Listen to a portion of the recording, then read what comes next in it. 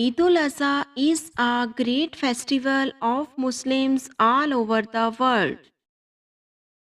It is also known as Baqra Eid. It commemorates the willingness of the Prophet Ibrahim to sacrifice his son Ismail. All the family members dressed in new clothes. Muslims all over the world observe the holiday by performing prayer, charity, and the sacrifice of animal.